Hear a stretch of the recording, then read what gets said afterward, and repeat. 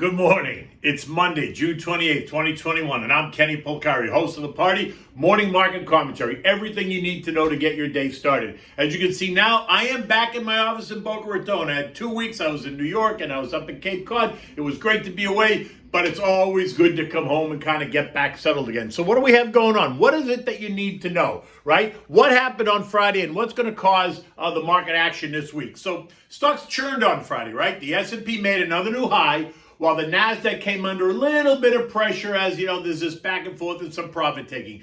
Biden, the rumor was that Biden is going to backtrack and promises to sign part one of a deal with or without the part two. Democrats not happy, and that was confirmed over the weekend in the Washington Post. The story was. Investors are preparing for another strong earnings season where earnings are expected to be up 19% year over year.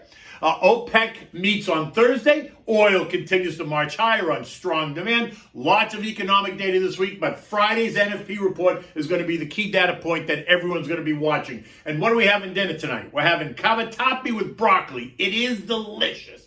Look, stocks rallied again on Friday. Investors continue to assess the landscape, right? 10 of the 11 S&P sectors ended in the green. Tech was the only underperformer. Value once again outperforming growth as the week came to a close, right? Talk of more Republicans supporting this infrastructure plan being cited as one of the reasons for the market to rally, and a rumor that Biden is going to backtrack with a story in the Washington Post over the weekend confirming that fact, telling us that Joey's done an about face.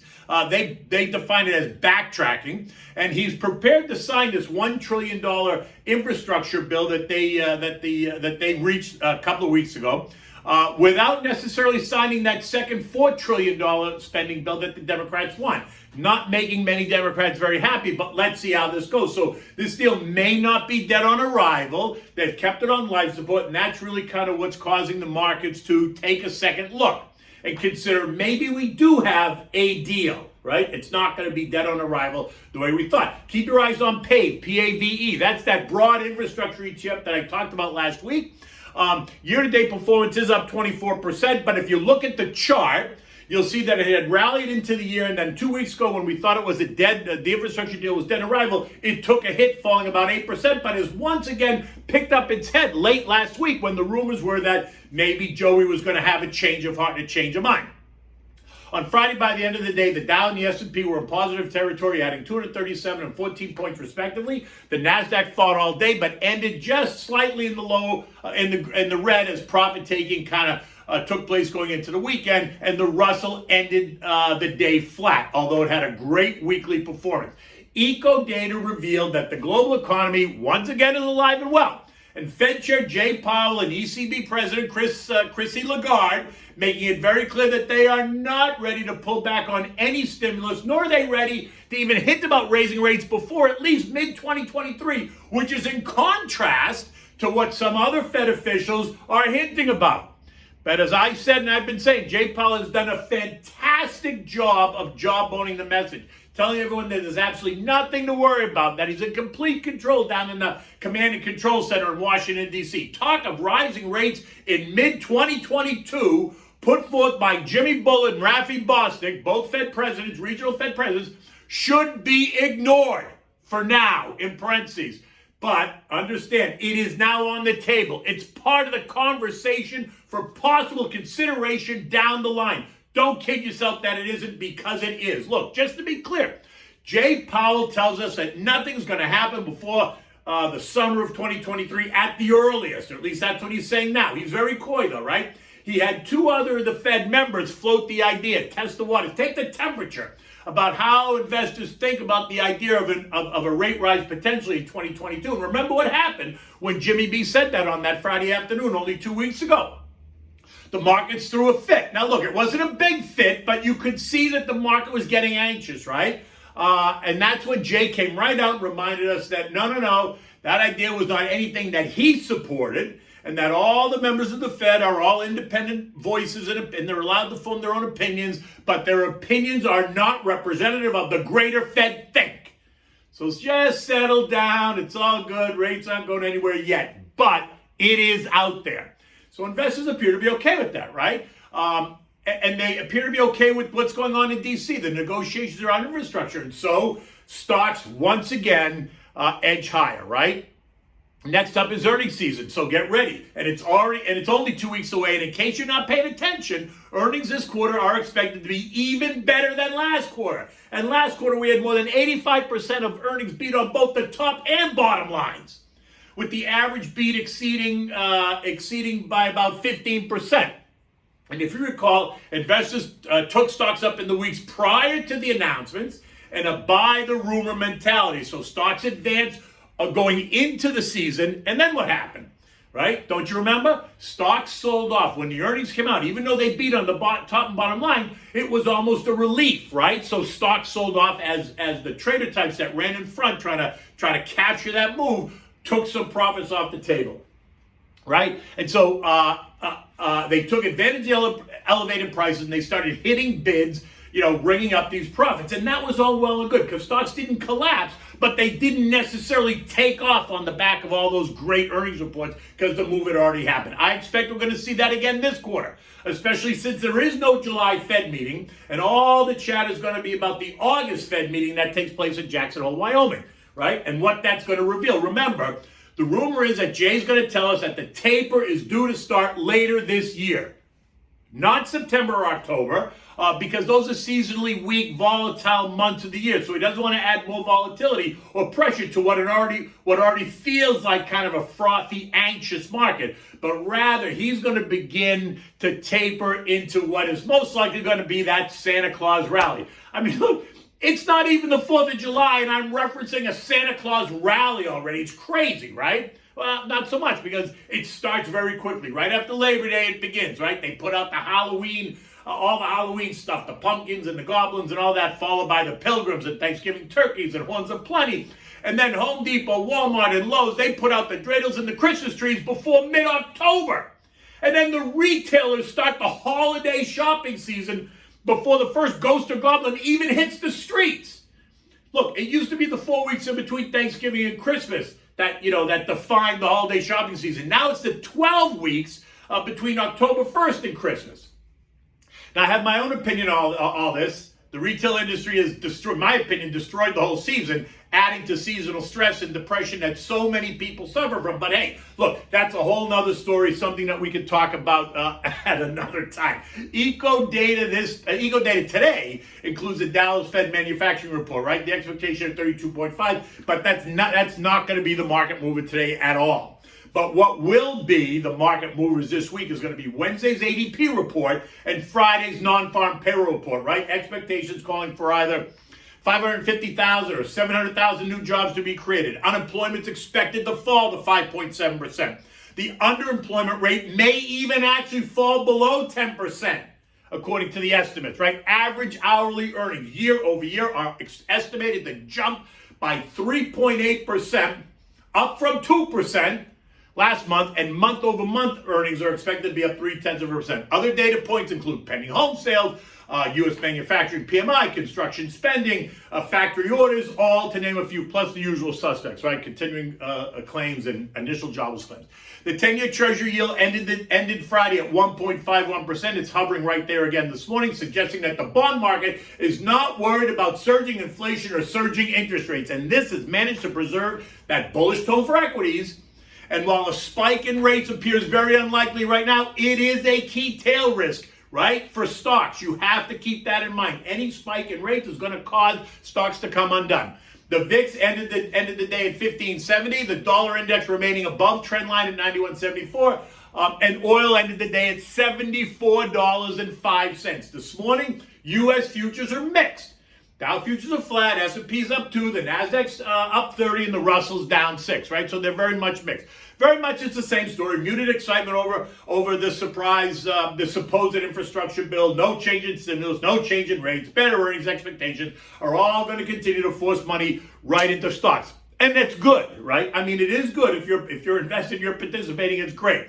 European markets are down about 0.5% broadly across the board. No specific eco data. This morning, though, the World Health Organization is urging people to continue to wear their masks no matter what, even if you're vaccinated, as this new Delta variant spreads rapidly around the world.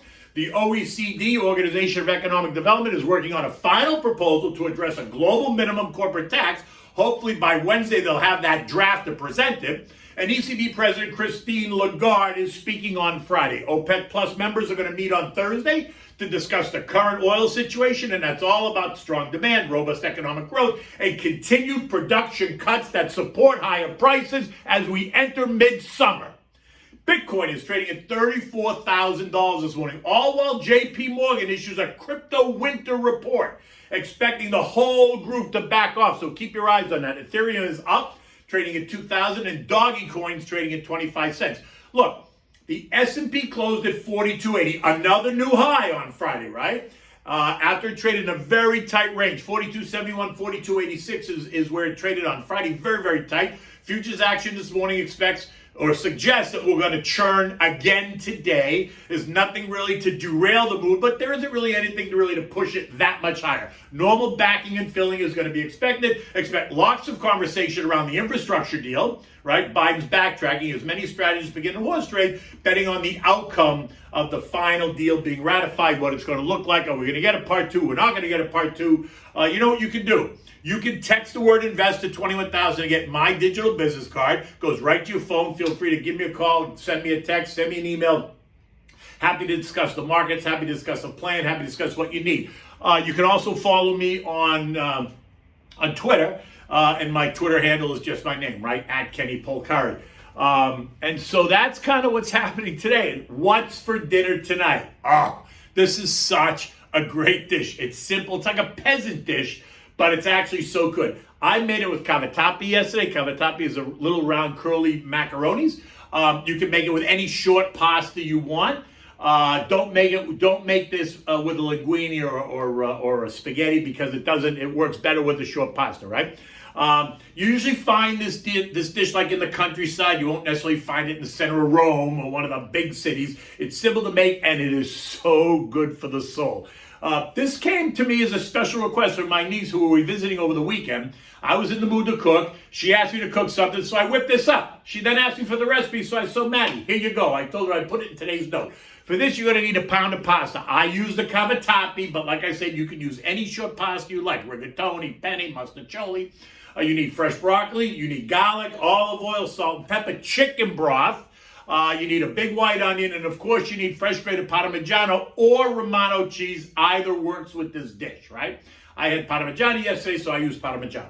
Bring a pot of salted water to a rolling boil like we always do. Put the cover on and turn it down to simmer just so it's ready when you need it, right? This way, that takes 5 or 6 minutes to come up to boil, so this way it's ready. Now, in a big, large saute pan, you're going to add the olive oil. Go around the pan 3-4 times because you want to put enough olive oil in there to cook the onions and the garlic and the broccoli, right? Turn the heat to medium-high, add in the sliced garlic and the sliced onion. Saute for about 8 to 10 minutes, stirring it. Don't let it burn. You want it to just get soft. While this is cooking, now you can prepare the broccoli. You want to cut the bottom half of the stem, right? The really thick, stocky half of the stem. Cut that off, and you can toss that aside. Now, slice the stem of broccoli lengthwise from the flower all the way down through the stalk, right? And then chop it into bite-sized pieces the whole way up. Not big, but just bite-sized pieces. And once that's done, after about 10 minutes at the end of the cooking, take all this chopped broccoli now and add it to the saute pan. Turn it, right? Turn it so that it gets covered in a little bit of the oil so that you've mixed it all nicely. Season it with salt and pepper. Put the cover on it. Turn the heat down to medium so it doesn't burn, right? After about 5 minutes, you're going to turn it again. Now you're going to add about 3/4 cup of chicken broth. Not enough to drown it, but enough so that it assists in the steaming cooking process, right? You can always add more chicken broth because it will steam away. But one way or the other, start with about 3/4 cup. Put the cover back on it, let it simmer for another 4 or 5 minutes. You'll see the broccoli is going to start to soften up, and that's exactly perfect, right? That's what you want. But remember, if you see the chicken broth evaporate away, feel free to add more chicken broth. But again, don't drown it, but just enough where it's kind of just bathing, right? Now you're going to add the pasta to the boiling water. You're going to cook that for about 8 minutes until it's al dente. You don't want mush, so make sure you taste it at about 8 minutes. Leave it just a little bit of a bite, right? Now, before you strain it, remember, take the mug full of pasta water. Always save a mug full of pasta water. Now strain it, return it to the pot. Add the broccoli and onion mixture directly to the pot with the pasta. turn it now while it's nice and hot. And now you're going to take 2 big handfuls of grated cheese and put it right in the pasta, mix it and turn it, right? The heat from the pasta is actually going to help the cheese melt, and it's going to kind of get creamy. If it feels like, or if it looks like it's drying up, this is where you take the pasta water. Just add a little bit at a time. Don't overdo it. Take a quarter cup of the pasta water, add it, mix it, keep it moist. You only want to keep it moist. You don't want to make it soupy, right? And just, you can feel it. You have to just be able to feel it, right? Add a little bit of the pasta water and just toss it and make sure it's just moist. Serve this immediately in warm bowls. Always having extra cheese on the table for your guests, because you know me, I can never have enough cheese. You can enjoy this with a chilled white wine or a chilled rosé wine. It's perfect. You can have it for dinner. You can make actually a big pot. This works great like in a family style dinner if you want. Where you can just put it all in a big bowl and serve it, or you can just serve it in individual bowls. Look, there's another little trick if you want to just add just a tiny bit of more flavor. When you strain the pasta, put it back into the pot. Before you do anything, take a dollop of butter, put it right in the hot pasta and mix it, just so that a little bit of the butter coats the pasta. You don't want a lot of butter, you just want just a little bit of butter. Once the butter's melted and it's coated the pasta, then add the broccoli and onion mixture to it, mix it all up, add the cheese, mix it all up. You might need a little bit of water just to keep it moist. But that's only just another little trick if you think you need that tiny bit of butter. You know me, let's not go there. One way or the other, this is a great dish. It's easy to make. The kids will love it. It's great for a big party. You can, like I said, you can make it. You can make a big bowl of it and use it as part of a dinner that maybe it's a barbecue. You're going out and you want a pasta side dish or something. But either way, it's a great dish. Once you make it, everyone's gonna love it. It'll become a family favorite. You'll make it, easily once every couple of weeks anyway. And remember, you can always add. And I'll give this another. You can take this recipe, you can add diced chicken, you can add sweet Italian sausage, you can even add hot Italian sausage, but that's a whole nother day and that's a whole nother recipe. In any event, it's Monday, the day's about to get started. Take good care and we'll see you tomorrow morning.